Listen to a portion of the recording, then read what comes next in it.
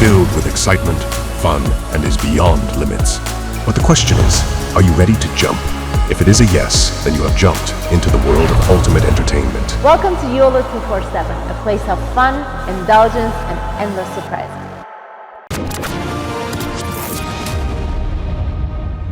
कि पाकिस्तान का बेड़ा ही गर्क हो रखा है, पाकिस्तान की इकोनॉमी, पाकिस्तान की डिप्लोमेसी, पाकिस्तान की पॉलिटिक्स, सेफ्टी सिक्योरिटी, ये सबका जो बेड़ा गर्क हो रखा है, इसमें ना यूएस का हाथ है, यानी कि अमेरिका का हाथ है, ना भारत का, ना अफगानिस्तान का, इसमें हमारा हाथ है और हम लोगों ने ही पाकिस्तान का बेड़ा गर्क कर दिया है। We have shot ourselves in the foot. फिर वो हवाला देने लगे साहब कि 1993, 1999 और 2017 में वो कहते हैं मेरी सरकार गिराई, और 2017 में जनरल फैज़ हमीद ने मेरी सरकार गिराई। 2018 में आपको याद होगा इमरान खान बन गए प्राइम मिनिस्टर नवाज शरीफ की सरकार गिराने के बाद। और उन्होंने ये भी बोला है कि साहब ये जो पाकिस्तान की जो मिलिट्री है, आर्मी है, ये इंटरफियर करती है, जजेस को जाके धमकाती है, उनके ऊपर प्रेशर डालती है और अपनी मनचाही जजमेंट जजेस से ले लेती है। तो दोस्तों ये थी स्टोरी। नवाज शरीफ की बहुत बड़ा बयान है और बहुत हिम्मत चाहिए कम से कम ये कहने के लिए कि जी पाकिस्तान का बेड़ा गर्क पाकिस्तानियों ने करा है, बाहर से किसी ने साजिश नहीं करी, किसी को टाइम नहीं है फालतू। जय हिंद दोस्तों, मैं हूं मेजर गौरवारी और आप देख रहे हैं आज की ताज़ा तरीन खबरें। अच्छा, general M Naravane, former chief of army staff of the Indian army, उनकी किताब 4 स्टार्स ऑफ डेस्टिनी, जितना मैंने उसके बारे में मीडिया में पढ़ा है, किताब तो मैंने नहीं पढ़ी जाहिर सी बात है, लेकिन जितना मैंने पढ़ा I think it is exceptionally well written. लेकिन क्या है कि कुछ लोग होते हैं जिनको ना कीड़े डालने की आदत होती है, जैसे कि कुछ पॉलिटिशियंस, इनको कीड़े डालने की आदत है।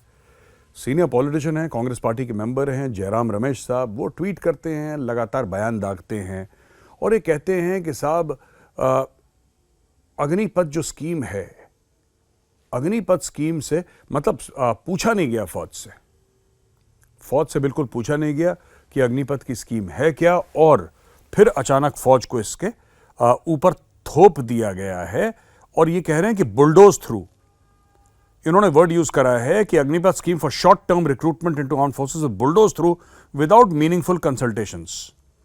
ये कांग्रेस पार्टी ना, मैं देखिए ना, मैं चाहता नहीं कि मैं राजनीति के ऊपर कुछ बोलूं। जब ये फौज के बारे में बोलते हैं तब मैं राजनीति के बारे में बोलता हूं। मेरी तो एक ही दरखास्त है जितने भी पॉलिटिशियंस हैं कि आप, हाथ जोड़ के आपसे विनती कर रहा हूं, आप सेना में मत घुसिए, मैं राजनीति में नहीं घुसूंगा, ठीक है? आप अपनी जगह रहिए, मैं अपनी जगह रहता हूं। देखिए बात क्या है, जनरल नरावने ने बोला क्या, और मुझे इस चीज का बुरा लगा है कि आप हमारे आर्मी चीफ के बयानों को ट्विस्ट कर रहे हैं। जब बात हुई थी अग्निवीर की, तो ये आइडिया किसका था? ये नाम तो जाहिर सी बात है बाद में आया ना, अग्निवीर, अग्निपथ, लेकिन ये जो पॉलिसी थी ये किसके दिमाग में आई? ये पॉलिसी इंडियन आर्मी की है और ये पॉलिसी लेकर इंडियन आर्मी वाले गए आई थिंक डिफेंस मिनिस्ट्री के पास, और जाहिर सी बात है उस समय सीडीएस हुआ करते थे जनरल बिपिन रावत उनके पास, और फिर ये प्राइम मिनिस्टर ऑफिस गई और जनरल बिपिन रावत साहब ने एक प्रेजेंटेशन दिया। अब ये जो बात थी, जो चाह रहे थे फौजी, चाह रहे थे कि साहब जितने भी होंगे उसमें 75% रिटर्न हो जाएंगे और 25% वापस चले जाएंगे। वो चीज फ्लिप हो गई, यानी सरकार को ऐसा लगा कि 25% रहने चाहिए, बाकी 75% या वट एवर द केस में भी इन केस ऑफ अग्निवीर। पर जिस तरीके से बोल रहे हैं साहब कि बुलडोज कर दिया और इनसे बातचीत नहीं करी, यहीं से तो पॉलिसी आई थी। The policy was created by the Indian army, it was not created by the PMO, it was not created by the Bharatiya Janata party और एनी अदर पॉलिटिकल पार्टी। ये तो भारतीय सेना ने बनाई थी पॉलिसी। हाँ, उसका क्या परसेंटेज था ऊपर नीचे, वो आगे जाके चेंज हुआ, डिस्कस हुआ, नहीं हुआ, वो बात की बात है। उसके लिए किताब खरीदनी पड़ेगी, पढ़नी पड़ेगी। लेकिन यार मैं ये कहता हूं कि क्यों कुछ पॉलिटिशियंस हैं जो इतनी जल्दीबाजी में, मतलब कि ब्राउनी पॉइंट्स जीतने के लिए, कि हम कुछ ऐसा सरकार के खिलाफ कर दें कि हमारी बल्ले बल्ले हो जाए, और इनकी बल्ले बल्ले होके नहीं मान रही। ठीक है दोस्तों, यही चीज इन्होंने करी थी पहले जब राफेल हुआ था, तो बोला साहब कि चौकीदार, मतलब इन्होंने नारा लगाया कि चोर है चोर, इस तरीके के नारे लगाए।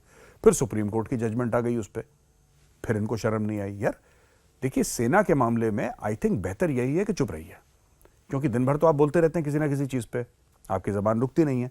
सेना के मामले में थोड़ा समझ लीजिए कि आप बोल क्या रहे हैं, थोड़ी सी गंभीरता। That's all I request, and this is a request from a citizen. A little bit of seriousness, a little bit of gravitas, a little bit of weight in your words.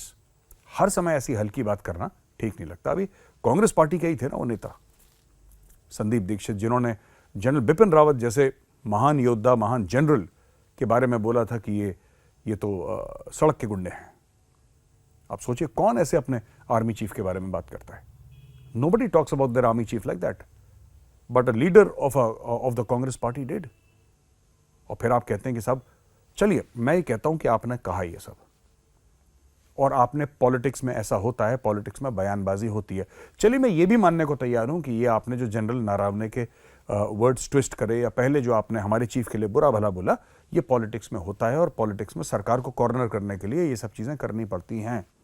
चलिए आप ये कहते हैं आपका हक है बोलने का, बिल्कुल बोलिए, मैं कह रहा हूं 10 बार बोलिए, लेकिन भैया हाथ जोड़ के विनती है, चुनाव तो जीतिए।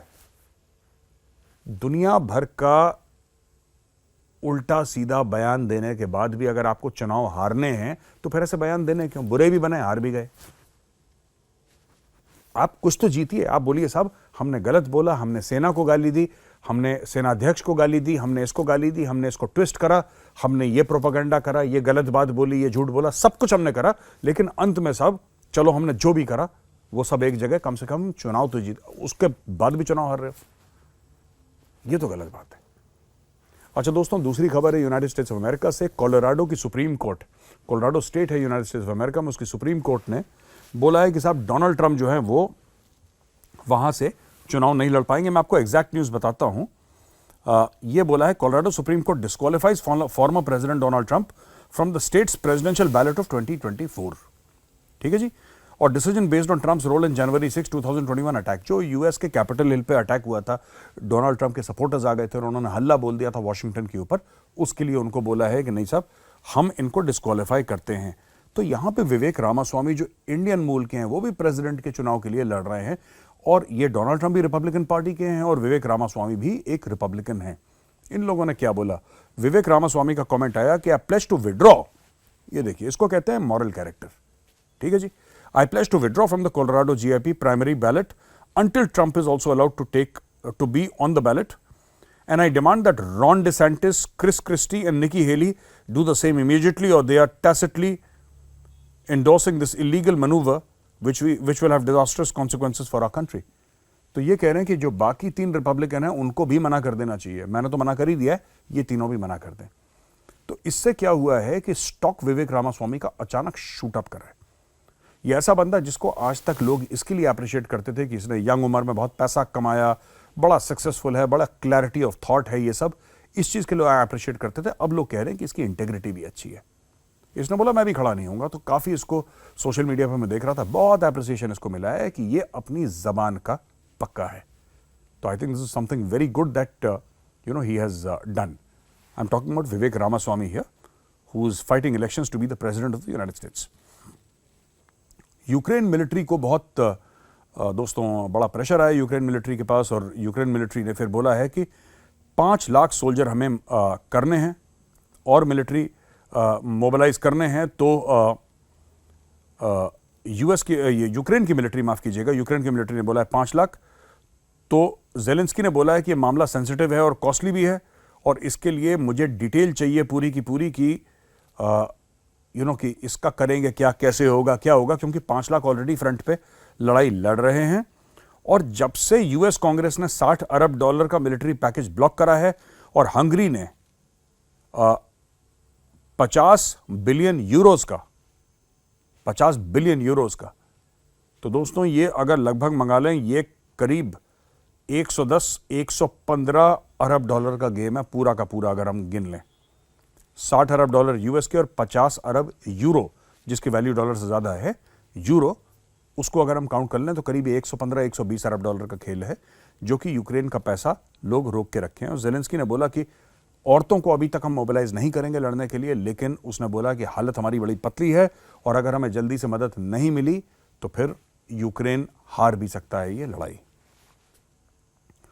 और आखिरी खबर है नवाज शरीफ की, पूर्व प्रधानमंत्री पाकिस्तान के नवाज शरीफ का ये कहना है दोस्तों कि we have shot ourselves in the foot. उनका ये कहना है कि साहब देखिए, हम जो बात कर रहे हैं ना इस वक्त कि पाकिस्तान का बेड़ा ही गर्क हो रखा है, पाकिस्तान की इकोनॉमी, पाकिस्तान की डिप्लोमेसी, पाकिस्तान की पॉलिटिक्स, सेफ्टी, सिक्योरिटी, ये सबका जो बेड़ा गर्क हो रखा है, इसमें ना यूएस का हाथ है, यानी कि अमेरिका का हाथ है, ना भारत का, ना अफगानिस्तान का, इसमें हमारा हाथ है और हम लोगों ने ही पाकिस्तान का बेड़ा गर्क कर दिया है। We have shot ourselves in the foot.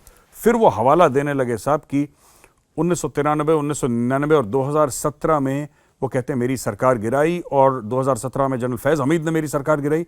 2018 में आपको याद होगा इमरान खान बन गए प्राइम मिनिस्टर नवाज शरीफ की सरकार गिराने के बाद। और उन्होंने ये भी बोला है कि साहब ये जो पाकिस्तान की जो मिलिट्री है, आर्मी है, ये इंटरफियर करती है, जजेस को जाके धमकाती है, उनके ऊपर प्रेशर डालती है और अपनी मनचाही जजमेंट जजेस से ले लेती है। तो दोस्तों ये थी स्टोरी नवाज शरीफ की। बहुत बड़ा बयान है और बहुत हिम्मत चाहिए कम से कम ये कहने के लिए कि जी पाकिस्तान का बेड़ा गर्क पाकिस्तानियों ने करा है, बाहर से किसी ने साजिश नहीं करी, किसी को टाइम नहीं है फालतू का कि अपना घर का काम वाम छोड़ के आ जाए और पाकिस्तान के खिलाफ साजिश करे। ये नवाज शरीफ ने नहीं बोला, ये मैं बोल रहा हूँ क्योंकि मेरे दिल की आवाज़ है। लेकिन हाँ, नवाज शरीफ ने ये ज़रूर बोला कि we have shot ourselves in the foot, यानी कि हमने खुद को ही भारी नुकसान पहुँचाया है। तो दोस्तों वीडियो कैसा लगा? अगर पसंद आए तो लाइक करिए वीडियो को और कमेंट्स में ज़रूर लिखिएगा इस वीडियो के बारे में आपको क्या अच्छा लगा और क्या बुरा लगा। कल फिर हाजिर हूँगा एक नई वीडियो के साथ, तब तक के लिए जय हिंद।